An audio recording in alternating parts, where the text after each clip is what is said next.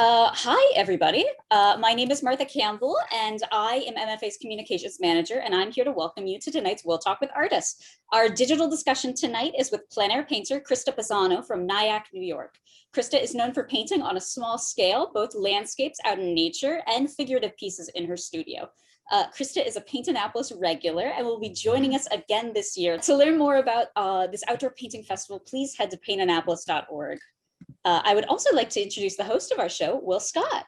Wil is an art historian with an extensive career as a photographer and the former head of adult programs for the National Gallery of Art. He is uniquely qualified to help bridge the gap between artists and the public, and he will be our guide into the art world tonight. So I think with that, we're ready to go. Wil?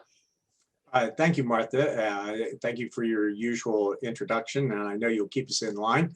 And Crista, thank you for agreeing to do this. It was a little hard when we got started a year ago to get members to do it, and it's nice to have you as one of the Paint Annapolis artists and bring your perspective and your experiences in. And so we'll start with talking a little bit about why you're returning and returning successfully to Paint Annapolis. But first, I want to tell everybody that Crista had us introduce her as living in New York State, but she's a Jersey girl. Right. And if any of you like me ever lived in New Jersey, and I actually grew up right across the river from New Jersey and Pennsylvania, Jersey girls are special, so pay attention. Right. Okay, so this is your third Paint Annapolis, right? It's either my third or my fourth. Oh, okay. So, and in the prior Paint Annapolis sessions, you've won a few awards, and your work has really caught a lot of attention from me included, because you paint on such a small scale. But yet, I was impressed when I first saw your work because you're able to preserve a sense of depth and space and proportion, so that it's not like a big painting that's been collapsed, but it's very distinctive, right, because you keep that sense of space and light and color that a larger painting, especially a landscape painting, typically has. So before we talk about your training and inspiration as an artist, what do you think of Paint Annapolis that makes you keep coming back to it? Well, I love the town. I mean, you know, the boats, you're right there in the water, the shops, the people, there's so many people. I love the Naval Academy. And really, that's what I love to paint. I love to paint those boats in the harbor, looking out from the Naval Academy, and what do you call it? Ego Alley. Yeah. Down in downtown Nyack. I mean, Annapolis, the harbor that comes through there.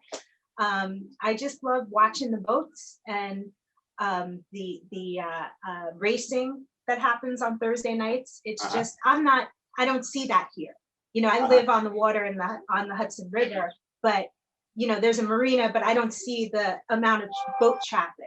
You know, that's right there for me. So really, that's why I love Paint Annapolis so much. Well, that's interesting that you say that, and revealing, because when even looking at your website, you're a landscape painter, even though you do figure paintings and other subjects. You're very dedicated to landscape as a subject, and this is so different.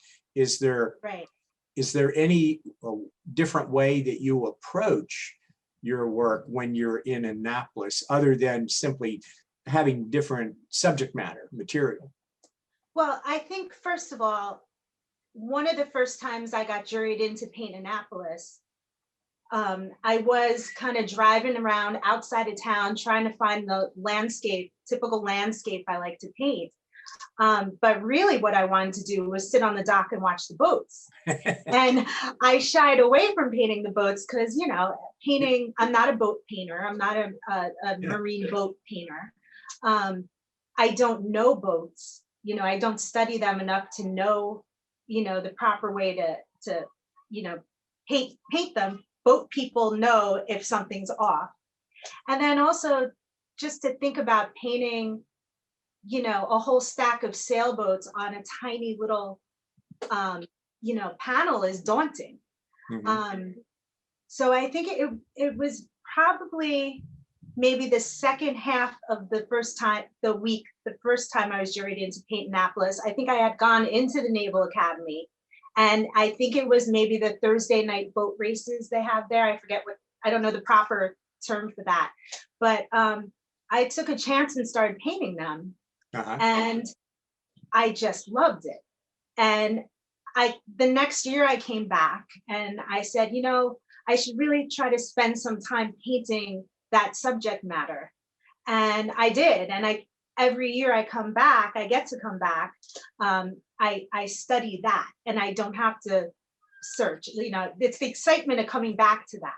Well, you're allowed to paint in rural Anne Arundel County. Right. And there's so much that seems more typical of your subject matter, given Right. your website and the things that you have posted there that you're sharing there. Do you go down there also and do some of the things that are more typical to your work? No, not anymore. Really? Oh, No. that's okay. So this is No. almost a transformative experience for you Yes. to come here. Yes. And there's one painting that will show that I could talk about that experience. Yeah. And I mean, I'm so excited to come back and Great. paint those boats. Well, we're glad you're here. As I said, I'm being very sincere. The first year you participated, I noticed your work first because of the small size, but then because of those qualities I mentioned early on. So I'm glad that you're back, and I'm sure a lot of other people are too. So Martha, why don't you put up the first slide? I think this is one of the first landscapes that you produced. Oh, excuse me. No, we've got your self-portrait. So let's do quickly look at that. I'm so anxious to get to the landscapes that.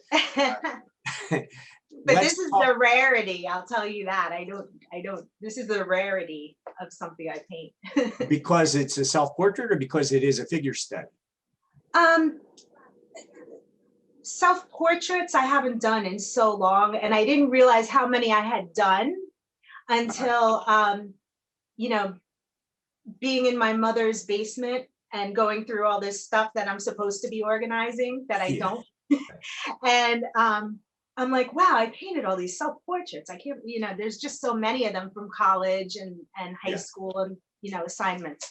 And I just, you know, I like to paint a portrait from life for fun. I don't, you know, I don't spend as much time on it as the passion isn't there as much. Okay. You know, so let's talk a little bit about your training in your earliest years, because you mentioned on your website, and when we talked yesterday, that you studied with someone, and your early studies included figure studies.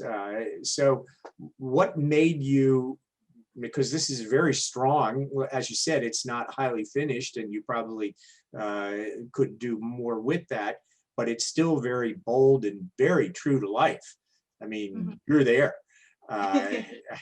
So it's definitely me. So what made you veer away from that and concentrate only on landscape? Well, I started out,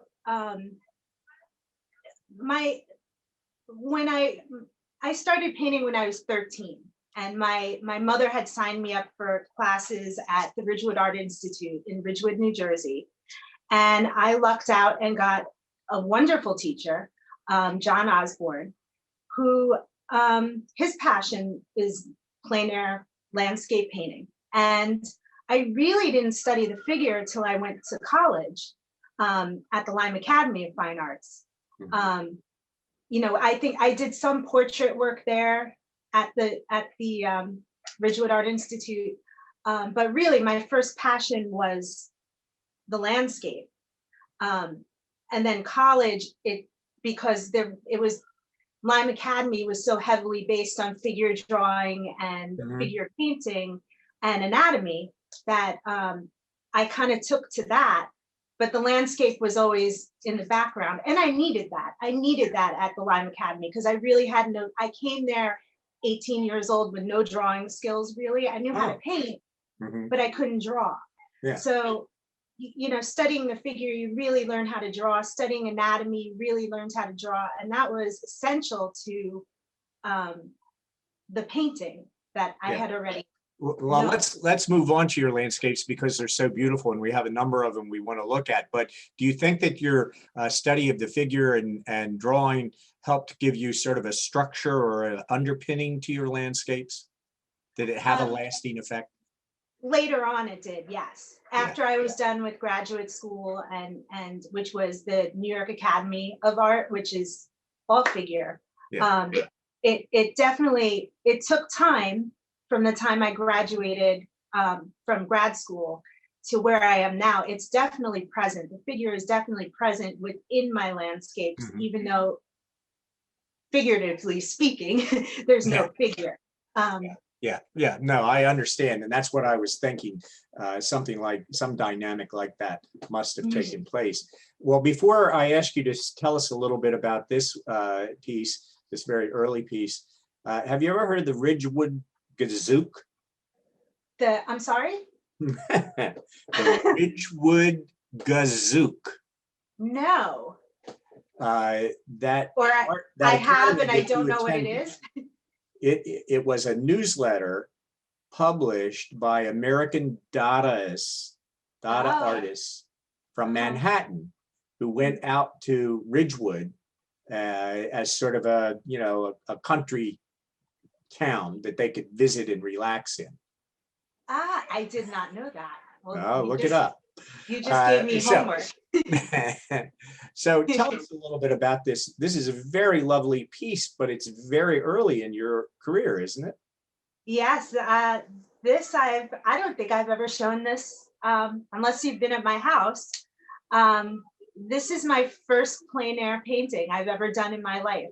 And I was trying to think, I was maybe 16 years old, Really? 15 years old.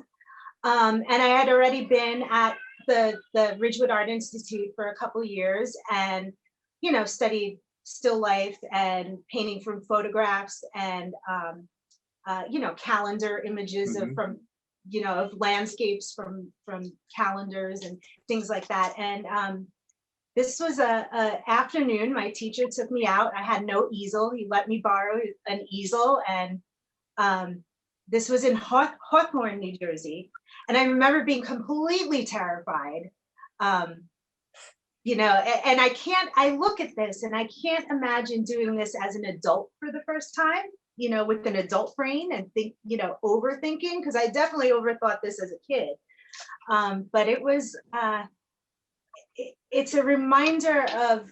So your teacher chose the subject, including the view. He said, put your easel here, look at this, paint it. Yep, he painted here, I painted here. And there was actually, this peaceful, beautiful park, but to the left of us, and this is like, typical plein air painters and experiences out plein air painting. There were police officers training police dogs, German Shepherd, and they were all dressed up like the Michelin Man. So you have this peaceful scene. I'm all nervous. I'm painting this, and over there, there's dogs attacking, people, being trained for police officers. So I look at this and I just think of that day and Krista, I think you and I could talk about this for a while because I know I'm fascinated because did you know George Inness's work when you painted this? I did. Okay. Very much so. And was that in any way conscious to you, thinking about his work and his approach to the landscape when you painted this? No, not then. I was too young. I think I was just a sponge. Yeah. I think this is an artist to look at. My teacher loves this artist. I like this artist, but it didn't make the connection until college. Well, I think you'd already somehow gotten on his wavelength. And this is, again, I'm being sincere. this is a very mature work for a teenager, I think. Oh, thank you. So it certainly showed promise. So let's see what you did with that talent and that promise. Next slide, Martha. Okay, so Harbor from the Naval Academy. You've already told us a little bit about your interest in the boats and the water and Annapolis's distinctive characteristics. How do you create this spaciousness in such a tiny, tiny panel? Do you have any sort of tricks or ways that you think about building the composition? Yeah, the building of the composition is really important. Well, first of all, I mean, it took, when I started painting smaller, when I got out of grad school, I would say I started painting small because I didn't have much time. I was working a part-time job as a crafter. I was making little tiny Christmas ornaments, actually. I worked there for 15 years. I'm an elf. I like to tell people I was an elf. I just made the toys. I didn't design them. But I worked for a company called D. Bloomshin and Company in Ridgewood, New Jersey. And I was making all these little things. I was renting a studio and I was just entering shows. I had teachers all these years. Now I'm out of grad school. What do I do? So I had entered all these shows and there were so many that I just said, well, I'll just do all these little paintings. I mean, by little, they were maybe 8 by 10, 6 by 8. Mm-hmm. Mm-hmm. And I would enter them into a show and I knew what I wanted to do. I knew I wanted to make a big space in a little space, but feel big. Yeah. And I would get these paintings back from these shows and I'd be like, why it's not working? And then I would figure out why. And a lot of times it was the gradation in the sky was too much. Mm-hmm. When you go from blue to like an orange on the horizon, it was too quick of a jump. Uh-huh. So I figured that out. That's like one of those things. I'm always aware of my sky and the gradation of the sky, mm-hmm. because that in my mind really creates the space. This painting with all those boats in front, I do a lot of scratching with a palette knife and a little rubber tool and everything. But the build up to get to paint those boats, that abstraction behind it, of the buildings and it looks terrible for an hour or two, and you just got to push through it. And that patience, this painting I learned patience with. And I knew going out there that this painting was going to take me a long time. And to make it successful, I almost scrapped it twice. Wow, I'm glad. And it actually wound up winning second place overall at Paint Annapolis. That one meant a lot because I had a plan, I worked through it, and the judge saw that. And it's a very impressive piece. And because we have so many things we want to share with the audience, I just have 2 quick questions.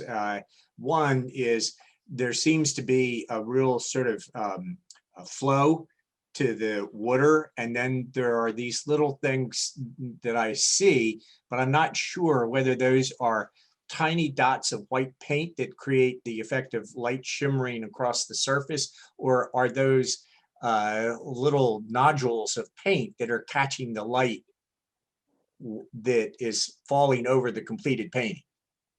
Can you? Well, both. Both? Both. There's okay. A lot of, I also was working on, especially with this one, I was really focusing on my textures that year. Okay. And how the textures can play a part in making the space. Yes. Instead of painting them, how can the textures do? Yes. And I paint on let's see, I paint on a this color background. Always. If you can see it. Always. And it's a neutral, green. It's really like whatever's left over on my palette. And my palette is that color too. So what I'm mixing there goes on exactly what's there. but that really plays a part in the texture too, like pulling out and making waves. And yeah. Well, that's wonderfully done, and it's interesting to hear that you've sort of developed your own painting process to create those effects. So let's go ahead to the next image, Martha. This is what, when I looked at your website and when I learned from you that you were interested in the tonalists and the Macchiaioli and people like that, this is what I would have expected from you. And of course here, just what we were talking about with the surface textures, and here the lines that look like a furrowed field or something like that. This is what I would expect you to paint. But obviously you're able to do a lot more. Now, what does a painting like this mean to you, other than an evocative image of a sort of a gray, slightly overcast day? Mean to me as in? Emotionally, intellectually, below the surface, what does this mean? Well, we talk about my figurative background, and I the past few years, content has been coming out in my paintings that sometimes I'm aware of and sometimes I'm not. And I see, I'm sure we all do, but I don't know if it's the figurative background I have. I choose to paint subject matter that has figurative content. Like, to me, these trees are just people. And the way, I've edited when I was out there, I took some trees out, took them in, but there is a play of, whether the trees are all hanging out together on this side, or they're hanging out, there is a story behind, not a literal story, but there's content here. I see content. And, to me, when I can portray that, I know that people relate to it better, whether they know it or not. That's in my mind. My viewers do relate to a piece differently. Yes. Well, let's keep that thought in mind and go to the next image. And this is one that, as a historian of American art, I could interrogate you for the next half an hour just about this painting and who you might have been thinking about or looking at the time. But I want to dig into your interest in Inness, who is an artist I also very much respect and enjoy. And everybody in the audience might not know that he was a follower of Emanuel Swedenborg, who was a Scandinavian philosopher who was deeply spiritual and saw the landscape as not just a physical thing. And that's the way this image strikes me, Krista. Is that deliberate? Yes. Yes. So talk about that a little bit. Oh my God. I could talk about it for. Well, talk about the color. The color and the composition, to me, are what make this something that, and I don't consider myself to be a very spiritual person, but that's certainly the way I reacted to this. And since I know Inness's work and his theories of art and life, it immediately clicked with me. So I'm kind of curious of how deliberately you were responding to your interest and knowledge of Inness. Well, Inness is really my first love, and that's always here. Even if I don't look, I could not look at a book for a year of his work, but it's in my catalog, subconsciously sometimes. And I think that as I mature as an artist, when I was, younger and striving for to make landscape paintings with meaning, or especially coming out of a figurative school as a young adult, which there was such a heavy concentration on content, but I'm just a landscape painter. It's like I kept, or that's the, the talk with the, the college kids, right? Was we're all in school and we're sponges and we're taking all this in. I know that I was trying to force this type of thing, but I know as I'm maturing as an artist, it's just kind of there. And making things deliberate don't always work, but when they do, it's magical. Okay, well, now I'll be a pure art historian. And you can tell me I'm full of what if you think I'm wrong. And in fact, that's what you should say if you think I'm wrong. But there's a solitary tree that's near the center of the composition. And then there's a whole little forest or grove of trees over on the far left. To me, that says something about alienation and isolation. Yes. So I'm not full of it. No. The short story is, or a side story is, this was one of the first paintings I painted in isolation in my studio, the beginning of the pandemic, last year. Personal, along with personal things going on in my world, relationships, etc. It just all kind of came, the coloring. This painting, first of all, took me a really long time, and it's tiny. It's 1 3/8 is, actually, I have a painting here that's the same size. It's like the size of a 6-inch ruler. Yeah, I mean, you could see my hand. Yeah. This is the same exact size as that piece. That's not, I actually don't like painting that small.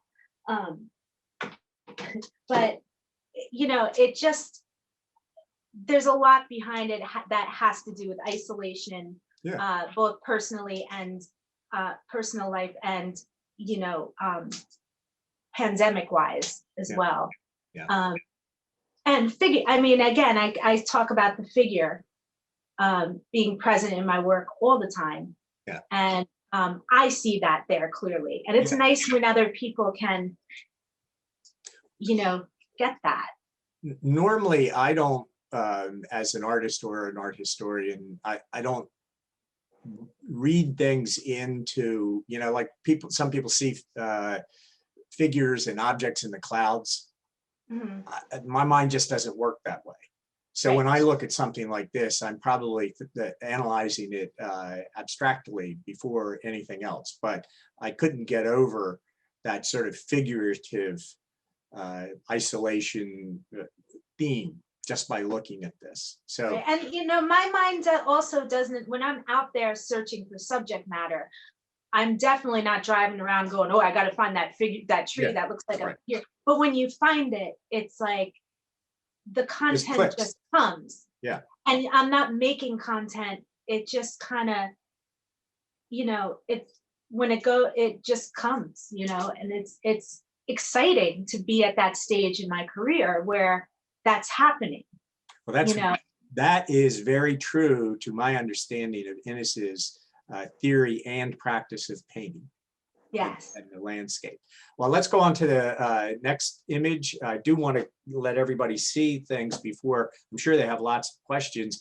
Again, with my art historian hat on, this is very tonalist, the movement in American painting that used sort of an impressionistic style, but wanted content and meaning in their landscape paintings, especially this moon glow kind of atmosphere that you've created. So are you familiar with the tonalist movement?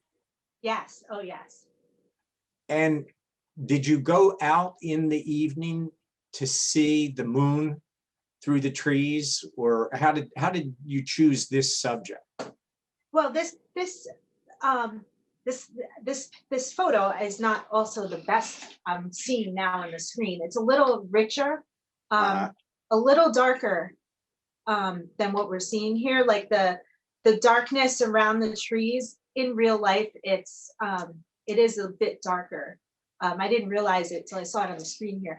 But this is across the street from where I live is an American Legion. And there's this roof line and these trees above it. And I've been looking at it for years. And I said, that would be the best, and I've seen the moon come up behind it. And I'm like, just that tree line, I couldn't figure out how to paint it. But it's always here. I see it all the time. And then this past summer, there's this huge storm that came through. And I saw this thing come off the river. It must have been like a water spout or something. Because all of a sudden it came, it was this big cloud, all the trees were gone. And it thinned out these trees above the Legion. I lost power, all my food went bad. We're in a pandemic, it's hot. The guy next door has his generator on immediately, so it's obnoxious. But that night this moon came up and it was like, that is it. That's what I've been waiting for. I've been waiting for it to, sing to me, and it spoke, and I painted it, and I continued to bring this painting outside up until April, beginning of April, and darkening around, and you don't see it here, darkening around because it was almost looking like sun. And it just didn't fit the mood. Well, it's evocatively crepuscular. It actually won one of my greatest honors, Artist Choice in Olmsted Plein Air Invitational this year. And congratulations. I still tear up over that one. To be voted by your peers is an honor. Terrific. There's something you work so hard, a painting that's been here for so long here, and I've seen it, and then you recognize this really. That's thank you, my friends. A wonderful feeling. Okay, next image, Martha. Is this a winter landscape? No. This is a painting I did at Bath County Plein Air Festival a couple years ago. Where's that? In Bath County, Virginia, Warm Springs. Okay. It's beautiful, beautiful there. It's one of my favorite events, and the people there are lovely. And I had painted, there's a Nocturne night, and I went out and there's this field, painted the field. And, these competitions, you have to pick, you have a week to paint, just like at Plein Air Annapolis. And the end of the week, you have to pick your best 2 or 3 paintings, whatever the rules are. I had painted this one Nocturne, and I said, that's going to be one of my competition pieces. That's the next day I took it out, I put it on the hood of my car and to dry, went inside, got myself together and said, let me go get some lunch, paying for lunch. And I said, oh my God, the painting I left on the hood of the car, where is it? Came all the way back to my host house that I was staying at, and I found it. I drive a big Jeep Wrangler with these big tires. I must have ran over it twice. And I was just heartbroken. And I went out the next night and painted. What was this? It never, and when you try to do that, when you try to go, it never, never happens. This is the good painting, you try to do another one, it never pans out, right? So I had painted it, I was not satisfied, and I put it in the show. And it didn't sell. I took it home, and it sat here for another 2 years or so. And I sanded it down. I sand down paintings quite a bit just to kind of get a ghost image, and then I could paint over them. And that's what I did with this. I cut out I lightened the sky a little bit. I remember what the moon looked like, and I made the trees. So let me get this straight. Let me get this straight. Now you lost me just for a second. I do that a lot. This is a painting that you did a couple of years ago. You sanded it down and you repainted it, and now in 2021, you're happy with what you have. Yes, hence the title. Yeah. I actually didn't do much to it except thin the trees out, and I often think about sometimes with the trees a symphony, Mm-hmm. If I can't figure out what's not working with the trees and I want to get air behind the trees. And I kind of thought of that with the moon, and it just, I didn't do much to it, but it finally worked. Yeah, for me. yeah. Well, that's This great. one's That at must- Plein Air Olmsted right now. I showed this for the first time. Olmsted Plein Air Invitational. I just showed this one for the first time last month. So it was good to see it on the wall. Well, that must be a really satisfying feeling, though, to struggle with something that was meaningful to you and you thought you'd been successful with, and now you've been able to sort of retrieve that, or Yeah. I don't know if you can ever retrieve that kind of emotional, artistic inspiration. At least I can't in my photography. So it's almost, would it be fair to say this is a new work of art? Yes. Because, Yeah. okay. What, we have one or two more, don't we, Martha? Two? Yeah, okay. I think you wanted, Krista, you were saying you wanted to speak to this about some of the recent influences that are affecting you, or I'm somehow conflating that in what we've been talking about. Yeah, it's kind of what we were talking about last night, I guess. This is a painting I painted a year ago in May. One of my first paintings outside during the pandemic. I have a friend who lives a little bit upstate, and there's an orchard there that we were allowed to be on. And it was the spring, and there are these trees, and again, the figurative aspect worked for me. The way I composed them up on that hill. But like when I paint something like this, I saw the blue sky and the trees, and I was thinking about, and it kind of like, it's almost like a flash. Lime Impressionists. I also thought of Van Gogh's trees. You gonna say the same thing? I was indeed. Van Gogh's first months in Arles were in the winter, and as it transitioned into what turned out to be a very late spring, there was a snowfall on the early blooms of the almond trees.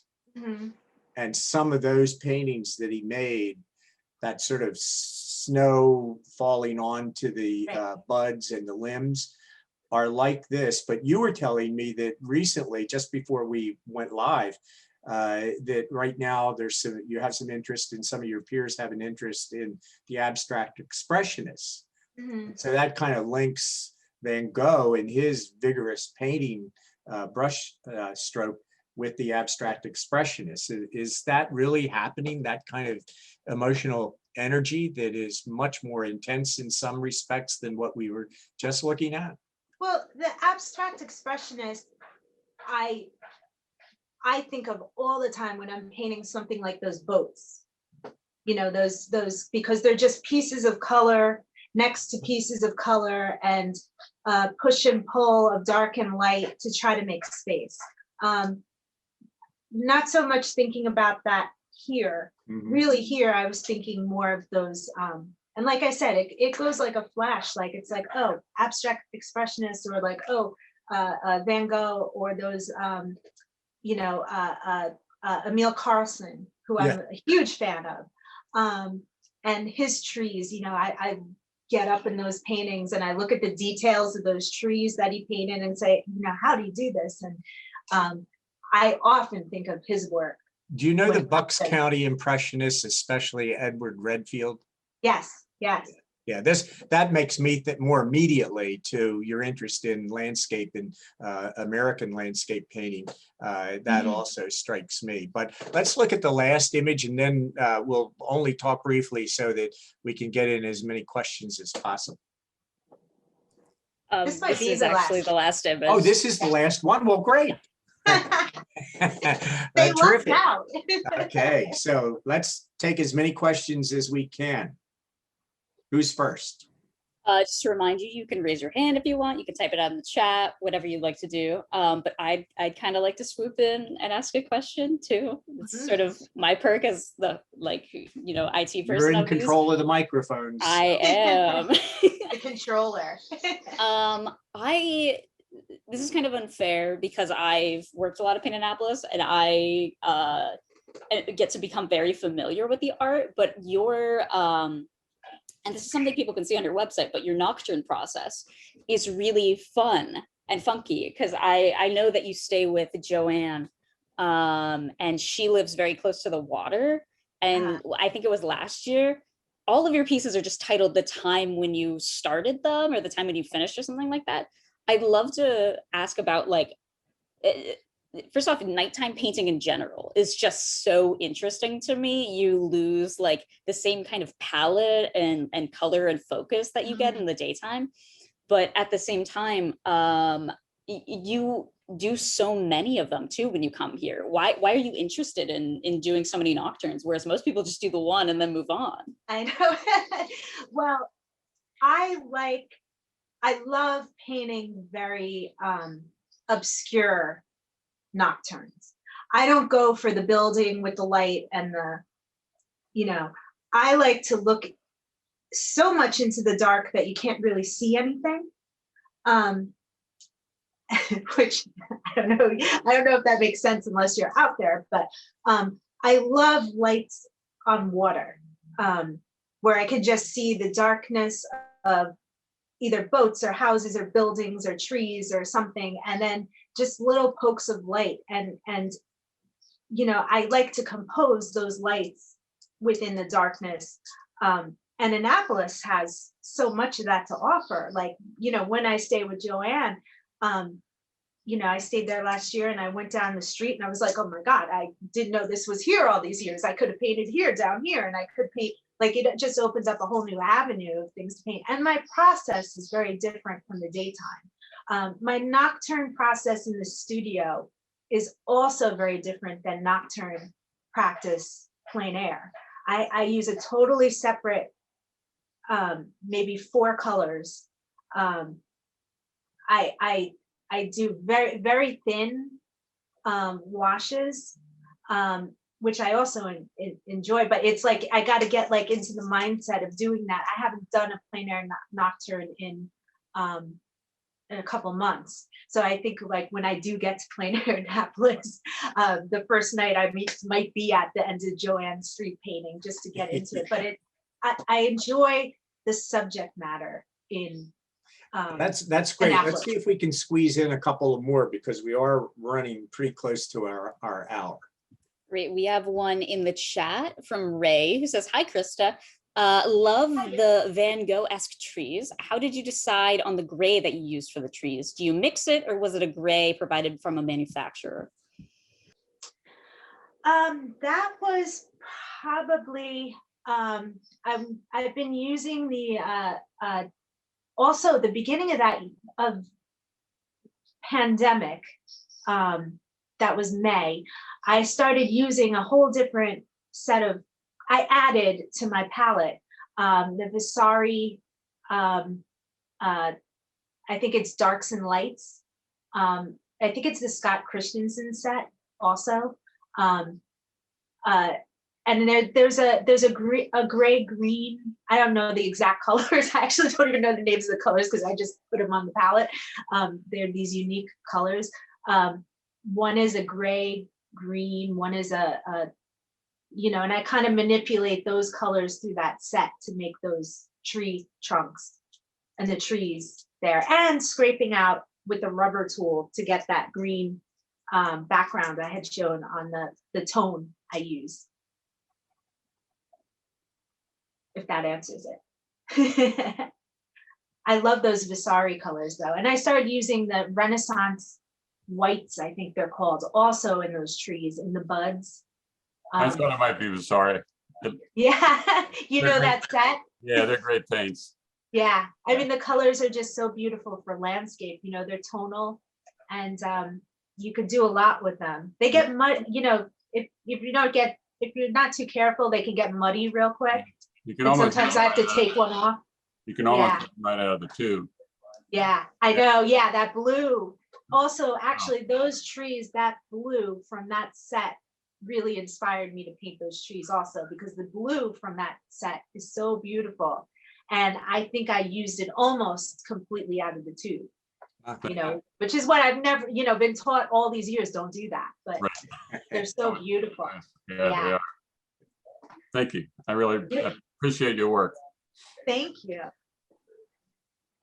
We got time for a few more questions. It's only 10 of the hour. We try to be observant of and respect everybody's schedules. It is around dinner time. So, okay. I think another one just came in. Yes, we have a question from a fellow Paint Annapolis juried artist who will be joining you in June. Fergie, I believe is how you pronounce your name. I'm so sorry if I messed it up. Fergie asked, hi, Krista, you commented that you didn't like painting that small. How small is that? And what is it that you don't like to do? Well, that size is 1 3/8 inches by 5 7/8 inches. It has to be, to paint that small, it really has to be the right subject matter. Because I've definitely painted on that size subject matter that it's just too complicated. And even if you simplify, it just doesn't work. Like this one, for instance, like the way I have, I need to see it. There were these dunes and it just kind of felt, the minute I got out there, I'm like, oh, I could paint on that little panel, that will work. And I don't consider myself a miniaturist. I feel like miniaturists are, those historic turn of the century portraits and beautiful little things. That's a totally different style of painting, which would work on that. And it's just too tedious. It's got to be very simple subject matter, which is what I struggled with that painting alone. I had so much stuff going on in the foreground and I just needed to, and it was taking away from that one single tree. That was really the focal point of that. It looks like we have two people. Chris, I see that you've unmuted yourself. Do you have a question? Yeah, actually one I wanted to follow somewhat on the previous question. If I remember correctly, you started out doing these small pictures because you basically had to in order to get out, worked all the different places that you were entered in. I'm presuming that pressure is sort of off of you now, and you now have the capability, if you so chose, to do a larger work in a larger format than this. That notwithstanding, you continue to obviously work on a very small scale. I'm curious about what is it that particularly attracts you about that small scale, particularly since you say you're not a miniaturist? Well, I do paint larger in the studio. Not often, because it is a switch of the brain.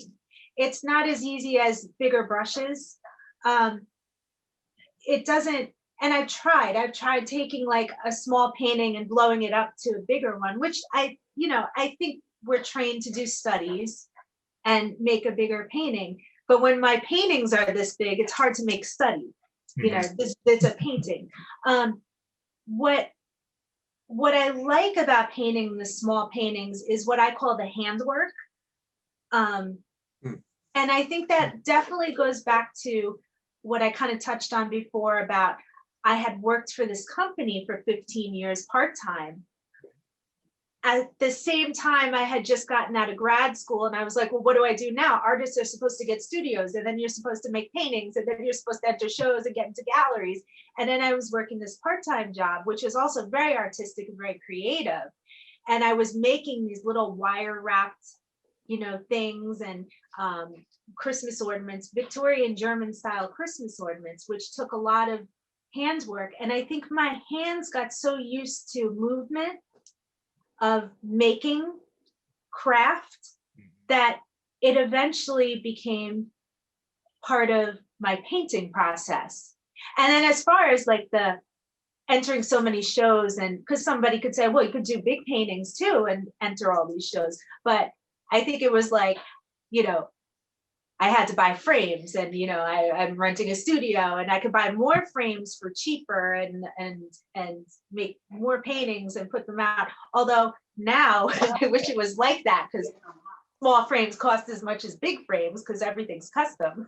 So it kind of goes back, but it's the handwork I like, you know, the movement, and when it flows, and I can do those little boat sails, or you know, the pieces of color in between the boats, and that I love to clean up around.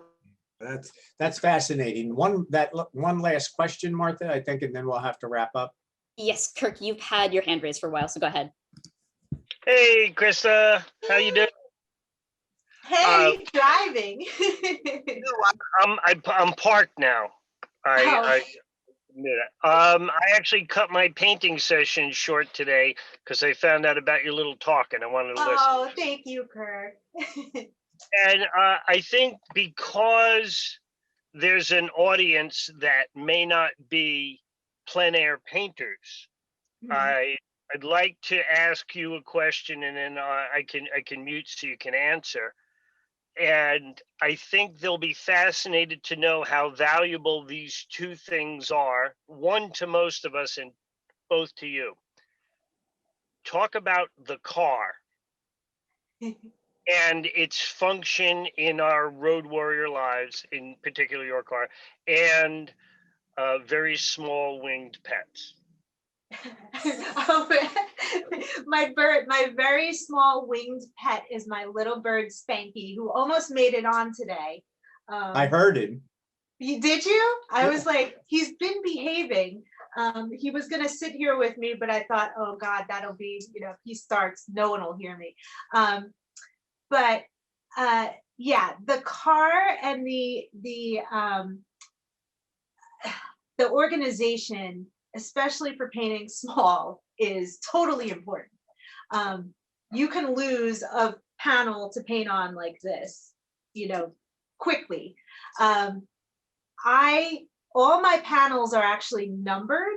I put a number on the back, because even I'll paint like a 5 by 5 inch, 2 inch by 5 inch, but then I'll also have another panel that's a 2 1/8 by 5 1/8, and they look the same when you're filing through your frames in the back of the car, which you might have to frame something really quick and get it into the gallery right after you paint it. So all my frames go in a little bag, kind of like this, right? So here, actually here, I make all these bags, and all mine are colorful because I have to travel with them, but they'll have a number, and my panel will have a number. And on the back of the panel, I actually write what color frame it is or whatever, because when I'm out there, because all my frames are custom and I can't just switch one from an 8 by 10 gold to an 8 by 10 black, the actual framing of the piece is just as important for the little painting. Like Sure. picking something, saying, oh, well, I could paint that, but I only have a silver frame and it will not go in that, so I have to switch, you know. So there's a lot. Yeah, our road warrior lifestyle, we all have our own ways, but you know, to stay organized, but that's my way. Yeah, Kurt, that was a great question. I obviously didn't think of that myself, but that really is helpful in understanding what you're all doing in Paint Annapolis. And this has really been a wonderful interview, Krista. I think it was fascinating to learn more about your work. You create beautiful paintings. And again, thanks for joining us. And Martha, thanks for your help. And all of you, thanks for turning in and listening. Thank you Martha, for having me. Thank you so much for having me. I could talk to you forever. well, I'm going out of like town, that. and I'm going to miss Paint Annapolis this year, but I'm certainly going to be looking at everyone's work, and I especially am looking forward to what you produce. Martha, do you have anything else to add? Nothing super important since we're not having any upcoming Wil Talks, but you all sort of know at this point, I hope, that Paint Annapolis will be June 6th through 13th. We're going to have painting through the 11th and then an exhibition all the way through June 26th. So lots of opportunities to see the artists at work or see the work itself. And if you need more info, you can go to paintannapolis.org or mdfedart.org, and you can find all that info at our website. So thank you all. Terrific, terrific. Well, good luck to all the Paint Annapolis artists, especially the ones that are listening in. And have a nice evening, and I'll see you soon.